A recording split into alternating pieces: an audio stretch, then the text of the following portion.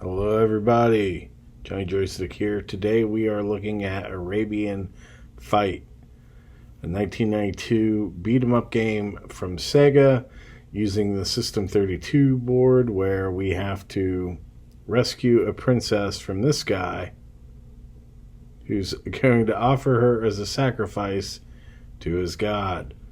I like that. You guys abduct the princess. Now, this is a beautiful game. Sega really wanted to do something that would show off what the System 32 board could do. 4 players, you've got like just fantastic graphics, scaling, you will see it, but we're going to drop our quarters in and really get down to it.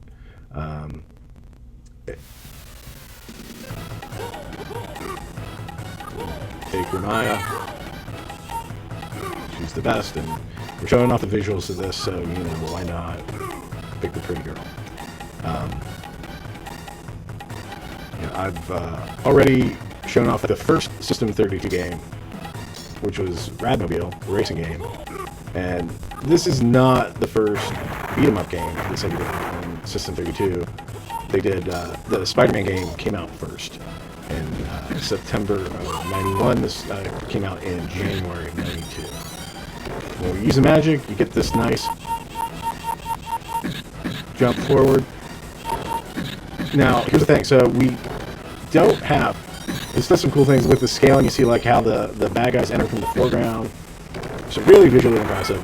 They really want to show off what you could do with the scaling. Do some magic again. But it's got some problems here. Namely, alright, you get your magic. You don't just like start with it or anything.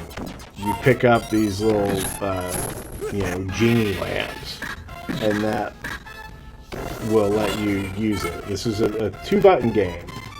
Even though it was for up to 4 players, and only 2 buttons. So it didn't have like a dedicated magic attack button. But, I mean, clearly Sega really wanted you to use it and to show off like those awesome looking effects. Aside from the white flashing, they're great. And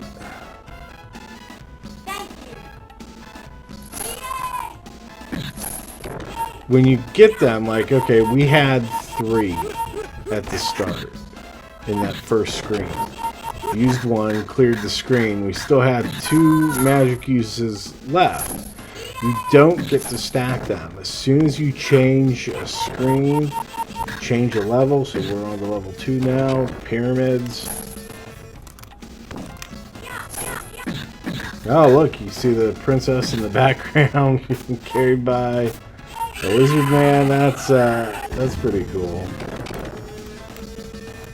So yeah, they did some nice parallax effects with this, as you can see with the pyramids in the back. The scaling, just really showing off what this could do. But it wants you to use the magic, show that off, and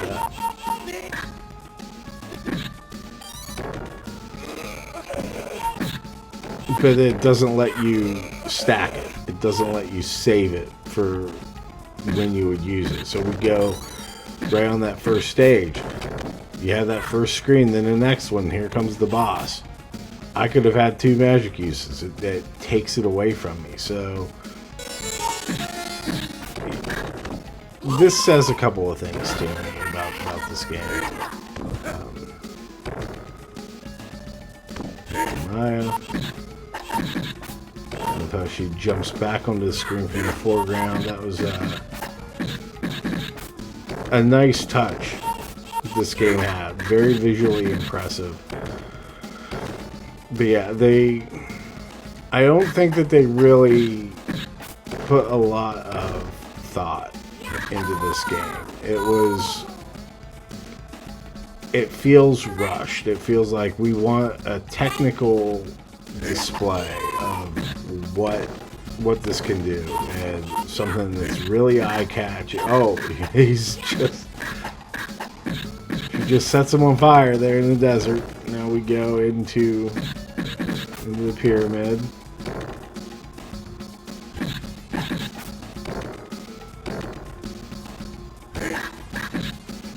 This is pretty cool. How the stone guys come out from the hieroglyphs. But yeah, I feel like they wanted to have something that they could show off, and they weren't really trying to make a franchise out of this or have it be a big thing, because it feels pretty rushed. Like, okay, I'm grabbing everybody instead of hitting them. The hitboxes are kind of off in this too. Like, when I'm getting hit, when I'm hitting them, they'll interrupt me while I'm in the middle doing a combo and hit me. The concept, use the magic, hit both the buttons instead of having like the dedicated special button attack. And if we had magic there, we would have lost it going to this screen.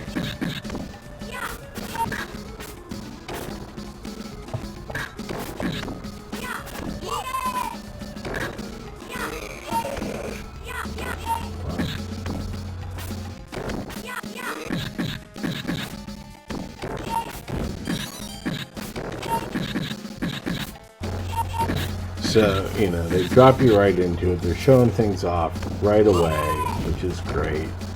You know, you have the use the magic right in that first screen because they want to show it. They're giving you extra, so you're encouraged to use it as soon as you get it.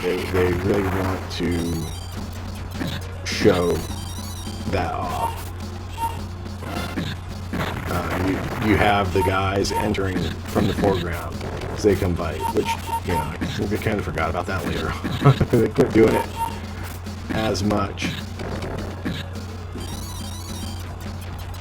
But I don't get why they didn't utilize a magic system like they have in Golden Axe. And if they just kind of did this stuff with the scaling but like maybe put in a magic system like in Golden Axe, this would have been so much better with that. I mean, they changed the system for Revenge of Death Adder, which came in '93, and you know, that was fantastic. I don't really, with Revenge of Death Adder, I don't like how the original characters from Golden Axe were in it, with the exception of the dwarf, but he's riding somebody, so not the same. And the magic was cool, but you know, I liked the stacking system in the first one. You know, saving them up, and really, the Revenge of Death Adder is like they learned a lot from this. I think this was like the test ground for it, so it wasn't really meant to be a big thing. This wasn't going to be like the next Golden Axe. I don't think that was ever their intent with it, or else they could have made a couple of changes that would have made this like way better. I mean, even like the cut screens go by really fast.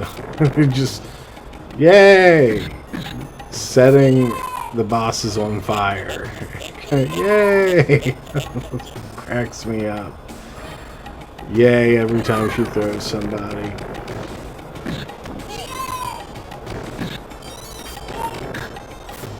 It's a fun game.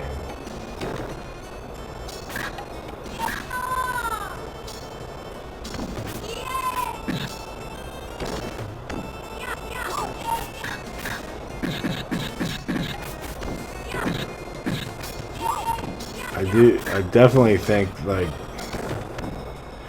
these guys are a lot harder to beat than they should be. Just the random baddies.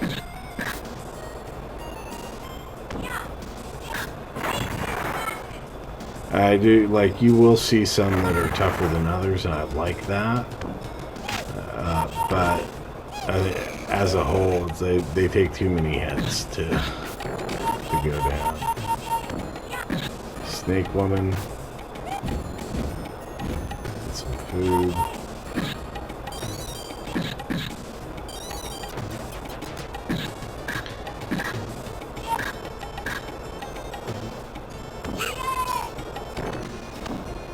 I think there's also like an argument to be made that Sega was doing a lot of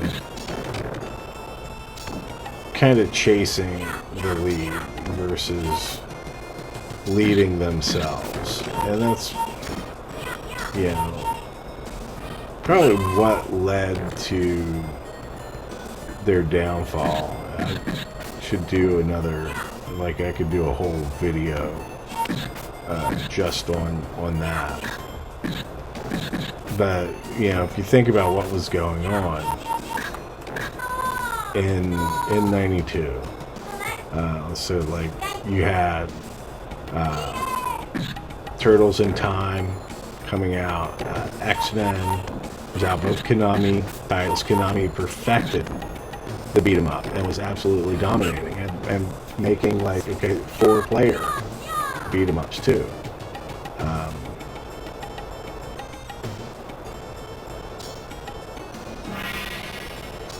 So Sega's like, okay, we'll do 4-player 1-2. We'll show you what we can have. We have these technical specs, so we'll do this too. You know, like, so with the Turtles, you did have them throwing the foot soldiers into the screen, and they're like, how can we take that and turn it to a running kind of thing?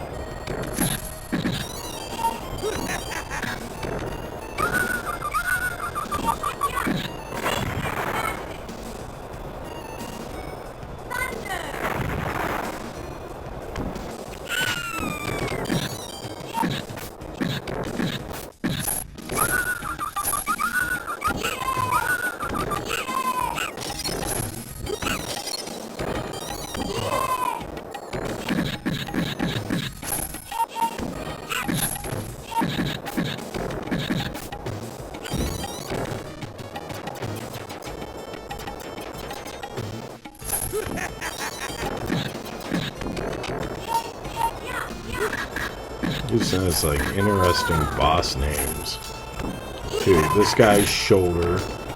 The other guy that we fought in stage 2 was Elbow.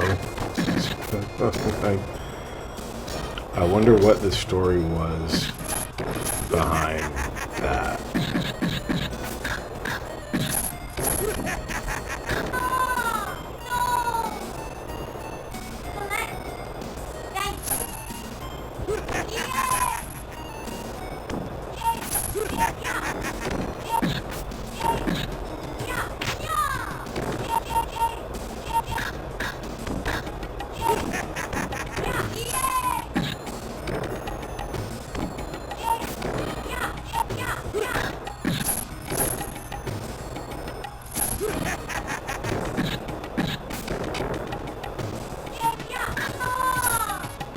I'm not sure if the scaling makes it harder to tell when I'm like on the same plane or not, if like that's having an issue with my head. Oh,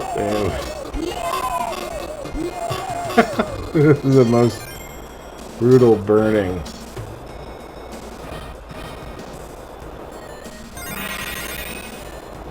Little bonus stage, so could load up on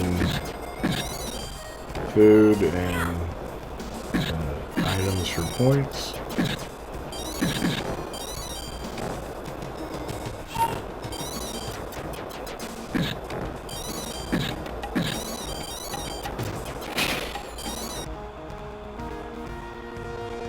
Moving on to next stage now, Fire Street.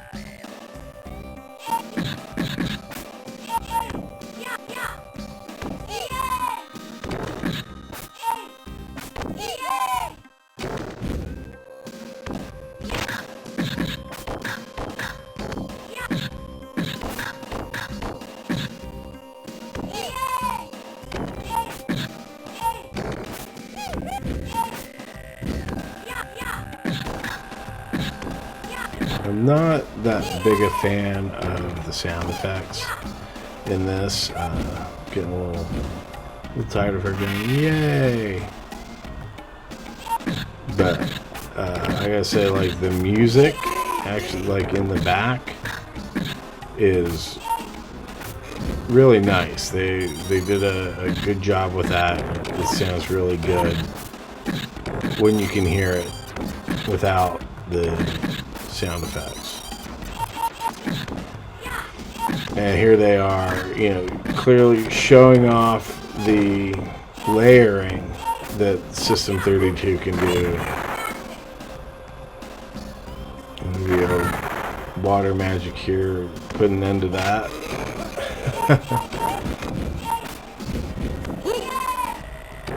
And that's another disappointing thing about the game. They have these incredible looking sprites. Like this is an absolutely beautiful game.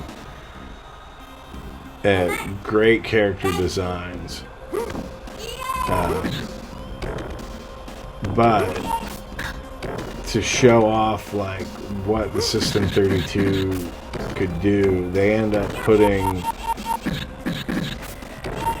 kind of too many layers in, like that I think takes away from the visuals of the game. It becomes like more of a distraction than it does like adding things to it. Not like, oh, that's cool, look at it, like the layers of shading. I'm like, why are you putting this crap over top of the screen, making it hard for me to see?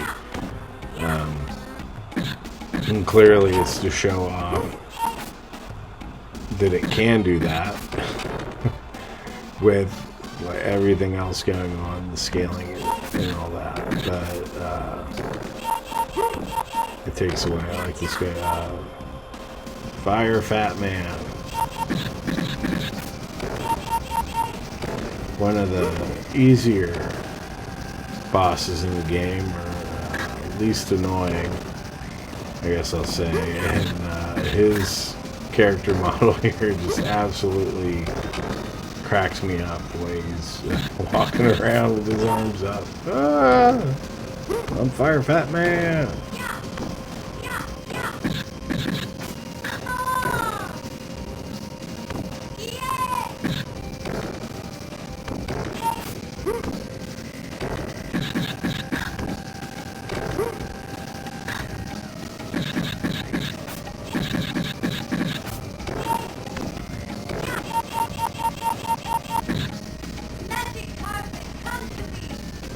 Oh, we have magic carpet.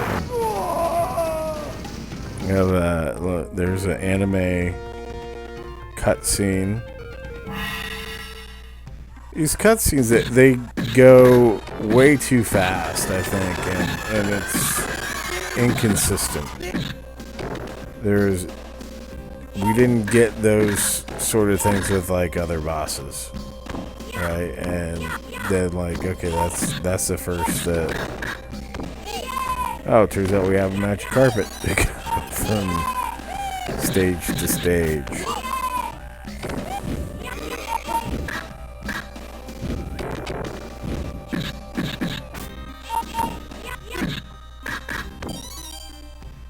And that's why I think that, oh, get some magic.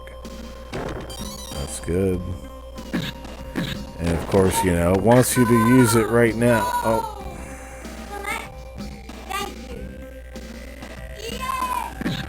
At least when you die, and even if you have to continue, you still get to hang on to your magic. So, but then moving to the next stage, like we got these sword guys, we got Lizard Man. This would be a time when I could really, really use that magic, but again, it's gone. It takes it from you when you go from screen to screen. Well, you did get some, so let's light them up here. At least we didn't have to wait a long time to get more magic, but why do we even lose it in the first place? Especially with how the game wants to show off. I mean, like, you've got this beautiful artwork, you know, that gets really in your face. It's really attention grabbing. Like, anybody watching it's gonna be like, oh well, cool, whenever you use the magic. But this is the most 3DO screen I think I've ever seen. Entering the palace.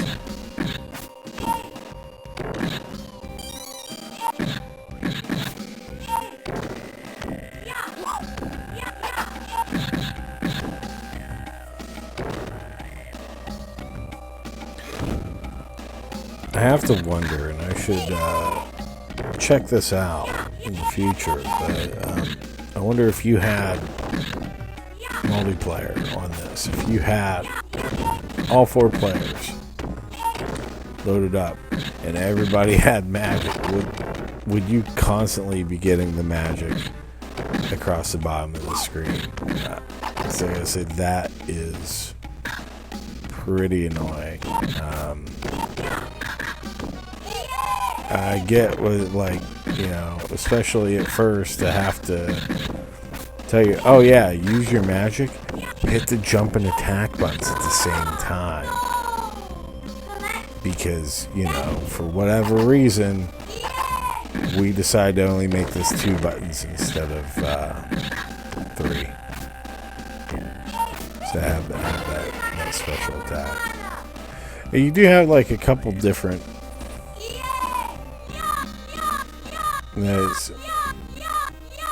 Alright, I don't know what is up with that that stutter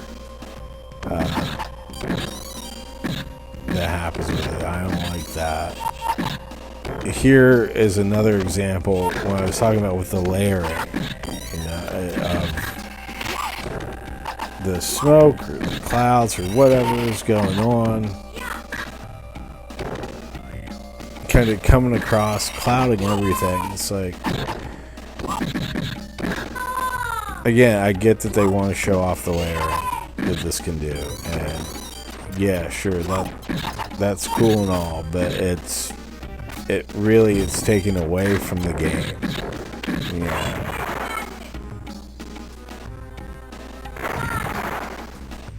And it's even covering up the magic attacks. Like the graphics for that.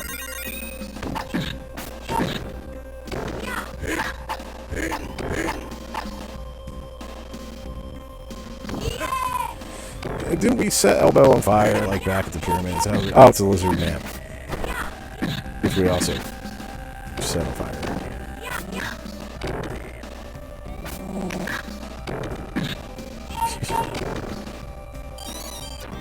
I do like his pick you up and drop you attack.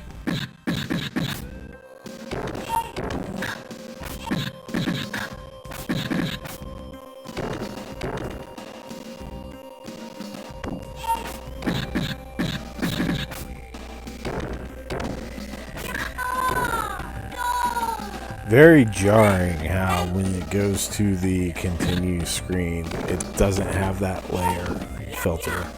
And then it's immediately back into it with this. But, you know, right there you could see I did that jump kick and I'm coming at he's still getting me. Like, the game is very good at countering.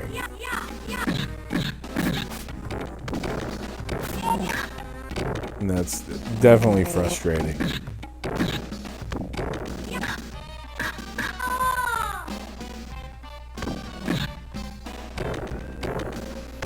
We got him here.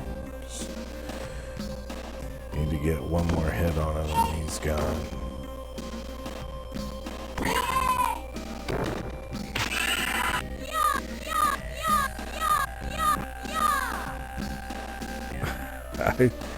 I really don't get what's up with that. Yeah.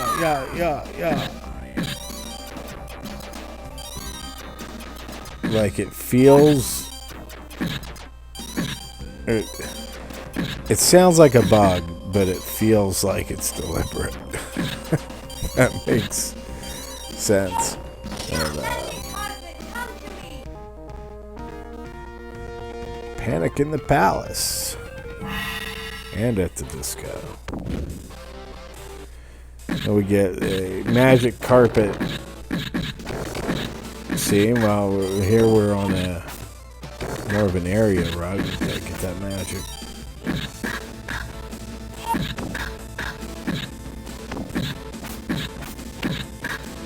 Yeah, nice parallax graphics in the back. Nice that I'm not getting thrown off the carpet, but they are. You see it doing the scrolling when they go off. That was quick.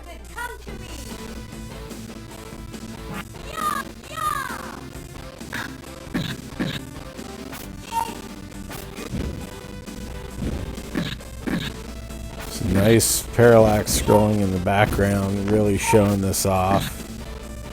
What it can do. What I don't like is, like, okay, as I'm moving up the plane, like, okay, she's just like walking on the carpet, and the lizard man's just laying down like he's on the ground.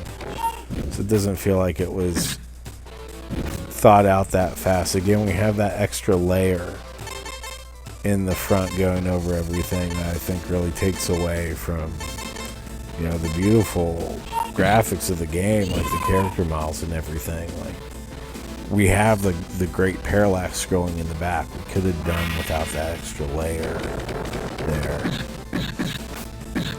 Now we've got the guys throwing axes. This gets annoying real quick.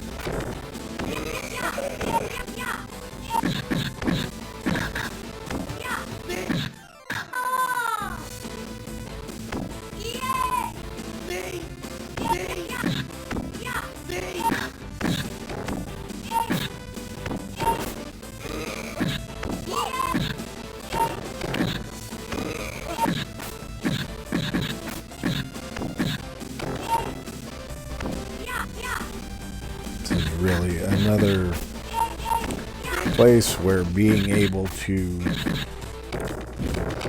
save or stack the magic would have come in really handy and just made the game a lot more pleasant.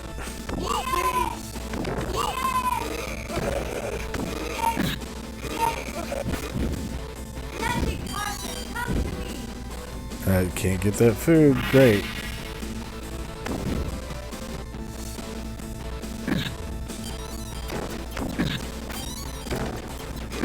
Get gems. Is it a little bit of food? There we go. Yay! Bob.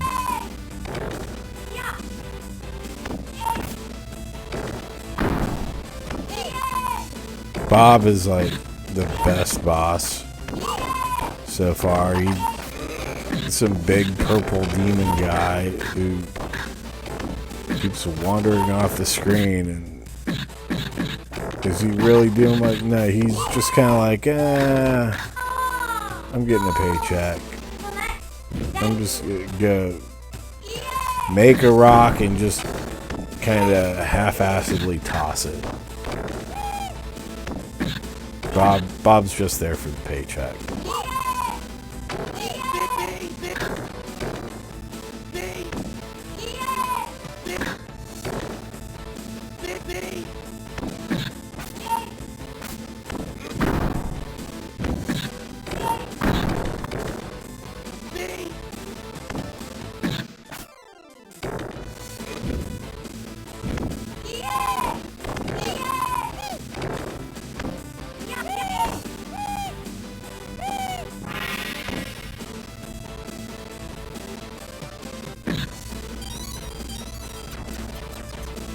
Needed that food.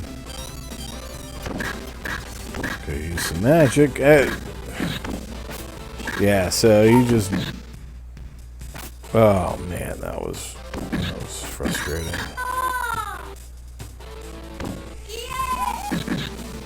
Just stand there and get beat, not be able to move, and watch the health that you just got back go down.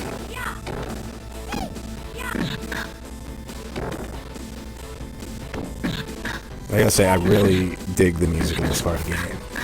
It's a little less Arabian, a little more energetic rocking. Still has a nice flavor that fits in with the game. I think I hear some sweet organ in there too.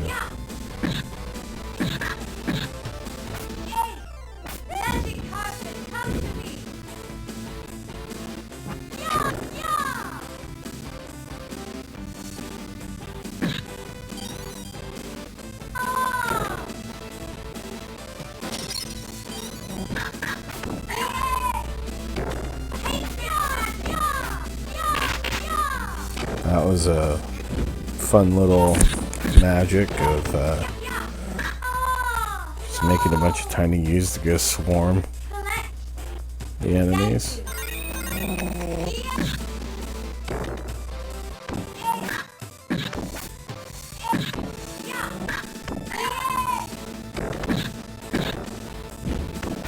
And if you're still with me, please remember to subscribe to my channel, give this video a like.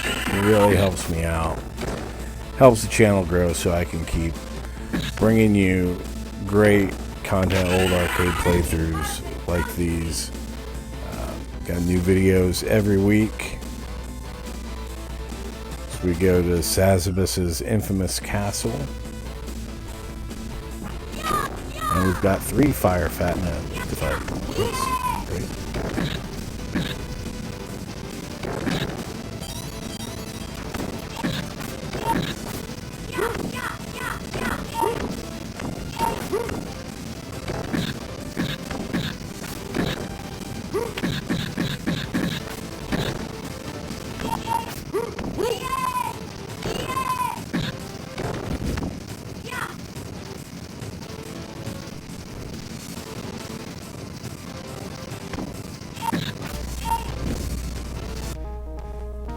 Hell on the Hill. Cleared that. Now the Battle of Hell? Is that what that said?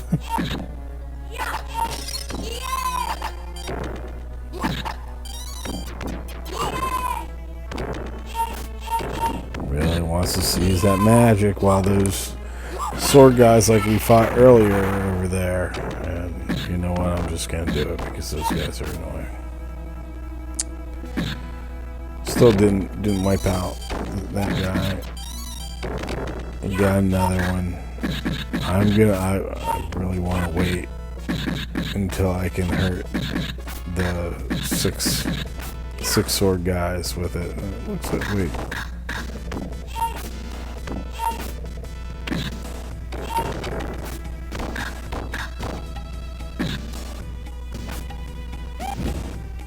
All right, here they come.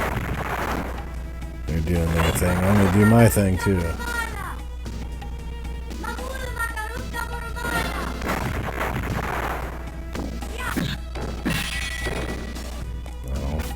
I don't know if that actually did much to him or not. Oh man.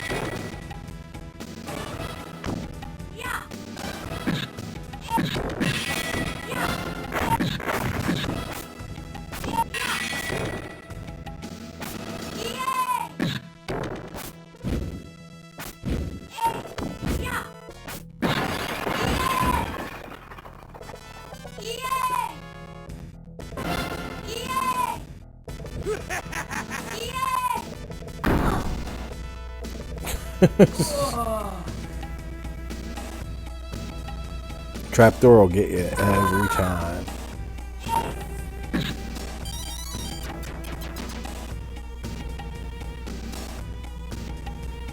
Alright, so this is some really cool, really creative scaling effects where the shadow comes out of you and then you have to fight it.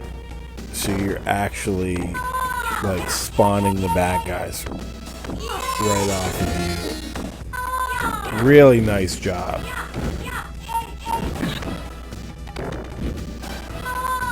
Yeah, a pretty creative way to do that. Something you would see in a movie, but not really in a video game. Although I know it's been done in a video game, but it's really about the scaling effect and everything that makes it so cool here. So nicely done, Sega. Just have to wait for him to show up so we can fight him. Till it lets us go to the next one. But we're almost to the end, I think. It's becoming more of a battle of endurance. For me, at least.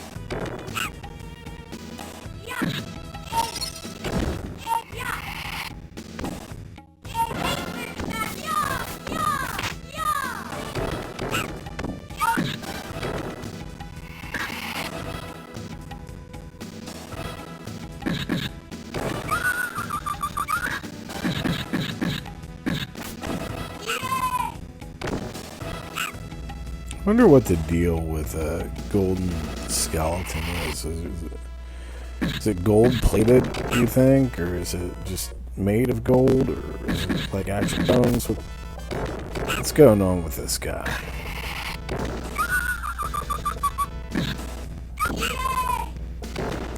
Oh. I don't know what that noise was. This little guy. Oh, he's making more.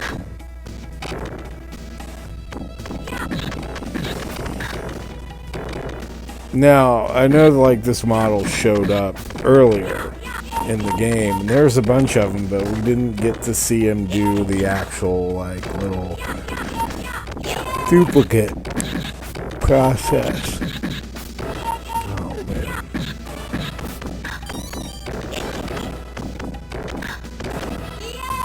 We gotta be getting close to the end of this. Hopefully once we get across this bridge, get through these guys, then we'll be there for for that final boss fight against Sazabiss.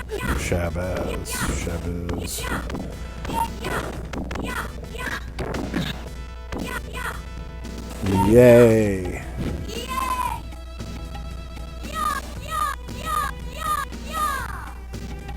Maybe one more room to go through.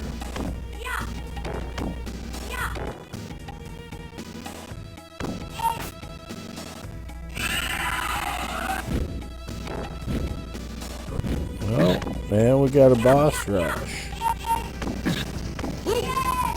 Spirits of all the guys that we set on fire to get here.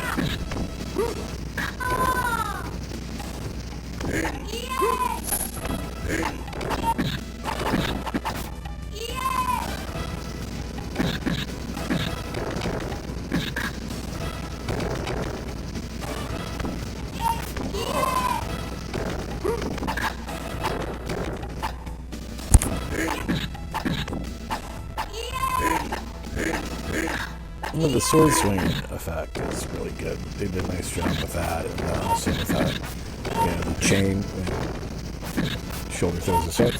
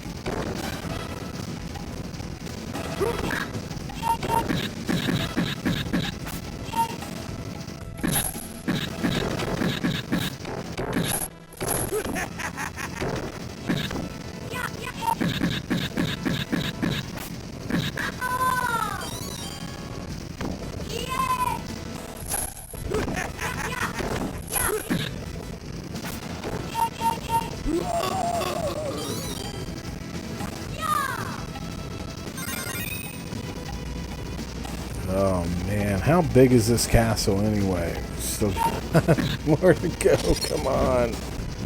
Oops. Snake women. And these guys. Don't look like much, but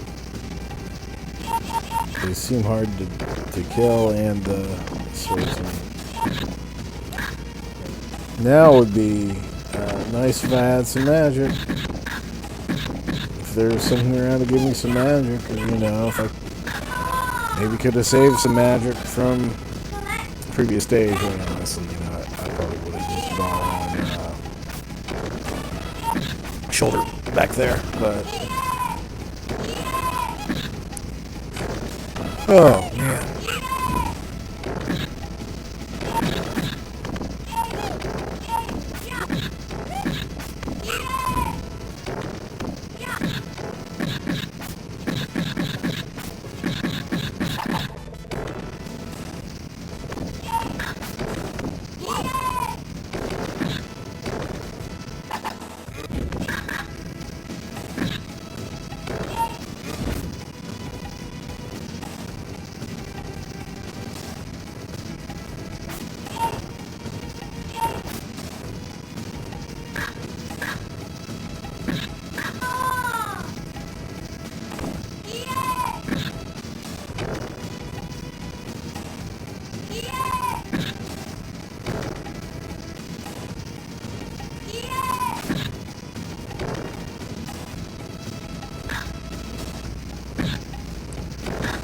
I think we should be almost finished. Look, the hitbox on the red snake woman. That was, how is she even getting hit?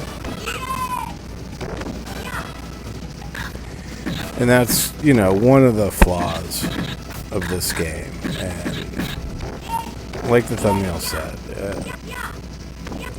beautiful but disappointing. And that really sums up Sega.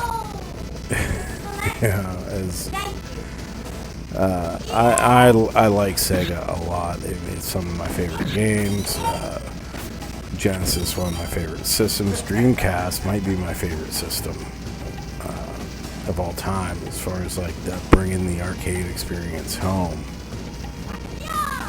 And we are getting to that final boss now, finally.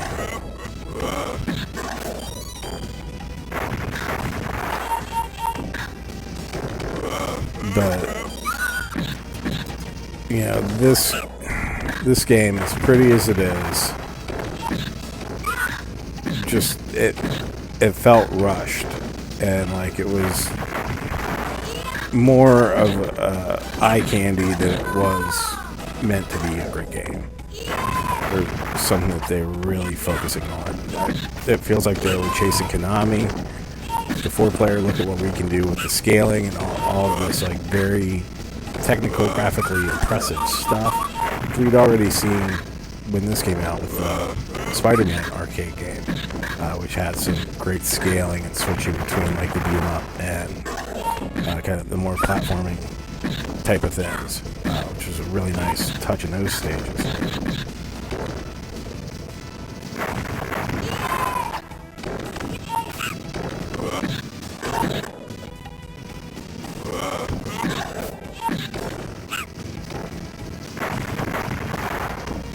But here we have something that, like, you can look at it and go, well, there wasn't much to Golden Axe either.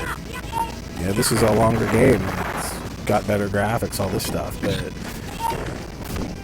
Golden Axe played a lot better, and that was a 1989 game, and it had a good magic system. It was building on some stuff that, we've seen before in the genre, and then doing new things. And in some ways, this is also attempted to do that, but it's not dialed in. Like, it's almost there. It's more just like a show off of it. You get some quarters out of it.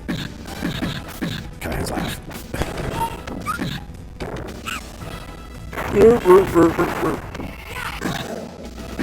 Like this, it feels more like a prototype, and a lot of things that they did with this game, they really perfected when Golden Axe Return of the Mac came out. Like the magic animations, even like the scaling effects and stuff was, and especially the actual gameplay itself was top notch. But it's Golden Axe, they had to from a title like that, and so this was kind of like, okay, what do people respond to that we're going to end up putting in Golden Axe? I think. It's what it feels like a lot. But, also it feels like they were chasing what people were doing instead of, like, doing their own thing. And like I said, Konami, who had mastered the beat-em up at this point. And Sega was always kind of doing that. They did that with the console systems, and while people,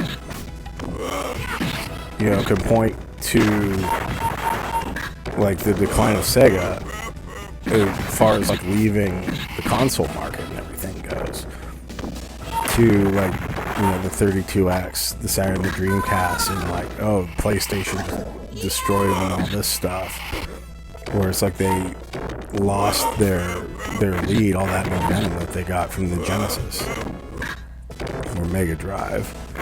And I think we see a lot of the same seeds of that happening here, where I remember a story, they were so worried about the Jaguar, and that kind of led to them rushing out the 32X.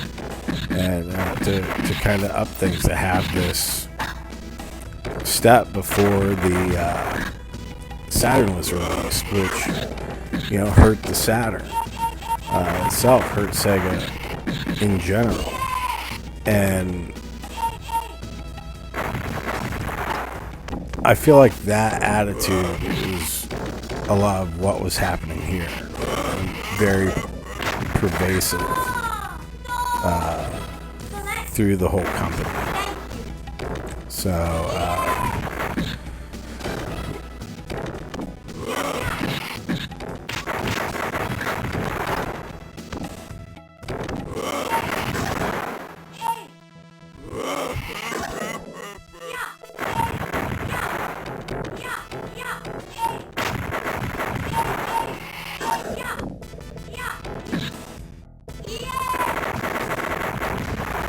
there we go. We beat him.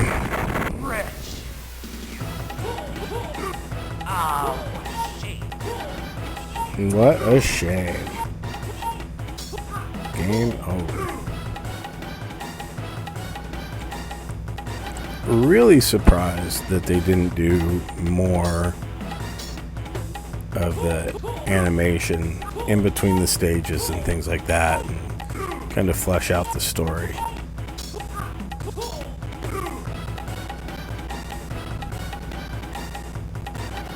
There's Princess Lorena.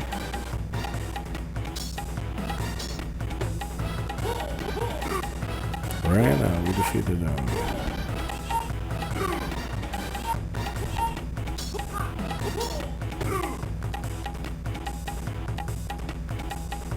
Watch out!